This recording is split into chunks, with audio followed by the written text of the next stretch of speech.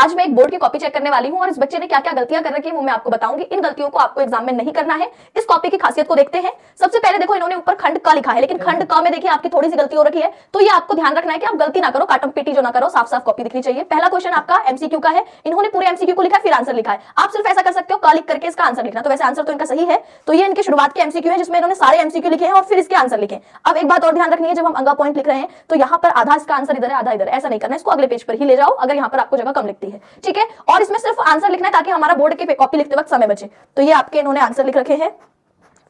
ये भी देखिए यहाँ पर इसका 1 पॉइंट इधर है, 4 पॉइंट इधर आ रहे हैं, तो इसको आपको इस गलती करने से बचना है। यहाँ पर इन्होंने काटा है। जब आप बोर्ड के पेपर में कोई गलती करते हो तो सिर्फ एक बार काटा लगाओ, बहुत बार काटा नहीं लगाना है, ठीक है। ये प्रश्न नंबर 3 अगर बीच में लिखा होता और उसको अंडरलाइन किया होता तो ज्यादा हाईलाइट होता मेरे हिसाब से। तो आपको ये सारी चीजें भी करनी है। इसका भी आंसर आधा इस पेज में है, आधा इस पेज में है, इस गलती से आप लोग बचना। प्रश्न नंबर 4 बीच में आएगा, उसके बाद आपने ये क्वेश्चन आंसर लिखे। वैसे तो क्वेश्चन आंसर अलग अच्छे लिखे हुए हैं ये।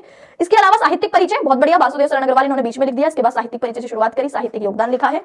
फिर हमारी प्रमुख रचनाएं, ऐसे ही पॉइंट्स में आपको भी लिखनी है। लेखन शैली जो है ये आप लोग ऑप्शनल है, छोड़ भी सकते हैं। निष्कर्ष इन्होंने 2 लाइन इधर लिख दी, 4 इधर लिख दी, तो इस गलती से आपको बचना है। ये एक साथ आना चाहिए, निष्कर्ष को हम भले अगले पेज पर ले जाएं। ऐसे इन्होंने मैथिली शरण गुप्त का लिखा हुआ है। मैथिली शरण गुप्त के परिचय में भी इन्होंने जो है पॉइंट सारे अलग से हाईलाइट कर रखे हैं, रचनाएं लिखी हुई है, लेखन शैली बहुत बढ़िया। निष्कर्ष में फिर इन्होंने यही गड़बड़ कर रखी है, आप लोग इस गलती से बचेंगे। प्रश्न नंबर 6 बीच में आएगा। पूरा क्वेश्चन ना उतार के हम जिसका आंसर लिख रहे हैं केवल वही लिखेंगे कि यह आपकी पंचलाइट कहानी का हमने सारांश लिख दिया, तो हम बीच में लिखेंगे पंचलाइट कहानी का सारांश और शुरू कर देंगे। पूरा पूरा प्रश्न नहीं उतारना है, ठीक है। चलिए बहुत बढ़िया, आगे बढ़ते हैं। अब इन्होंने देखो ये आपका पेज छोड़ रखा है, तो उसको एग्जामिनर सीधे सीधे काट देगा। ऐसी गलती आपको नहीं करनी, बीच में कोई पेज नहीं छोड़ना है। अगर आपको लगता है ये उत्तर नहीं आता तो उसको अंत में कर लेंगे, लेकिन जगह नहीं छोड़ेंगे। इसके बाद आपका प्रश्न नंबर 8 यानी 7 इन्होंने छोड़ दिया है। ये इन्होंने अनुवाद कर रखा है, अनुवाद ठीक है। अब ये वाला जो ख पार्ट था ये इधर आना था, ठीक है। ये जो काट रखा है ये नहीं होना चाहिए, सिर्फ एक सिंगल कट लगाइए, साफ साफ लिखेंगे तभी आपके हिंदी में अच्छे नंबर आएंगे। प्रश्न नंबर 9 बहुत बढ़िया, ये ठीक है। अपठित गद्यांश, अपठित गद्यांश में पूरा प्रश्न लिखकर सिर्फ अपठित गद्यांश लिखिए यहाँ पर और प्रश्नों के उत्तर लिखना शुरू करिए, ठीक है। ये इन्होंने टिक लगा रखा है, ठीक है। ये वाला आपका इसमें ठीक, ये भी ठीक है।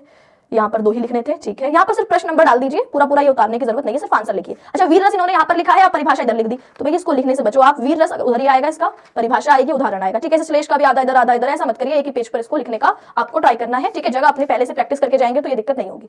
अच्छा, अब इन्होंने देखो अलंकार का, दोहे का जो है उदाहरण इधर आ रहा है, ये आपको एक ही जगह लिखना है। फिर इन्होंने पत्र आधे पेज से शुरू कर दिया, नहीं कभी भी नहीं, पत्र आपके यहाँ से शुरू होना चाहिए और पूरे एक पेज में आपका खत्म होना चाहिए, ठीक है। तो ये भी आपको गलती करने से बचना है, पैटर्न ध्यान में रखना है।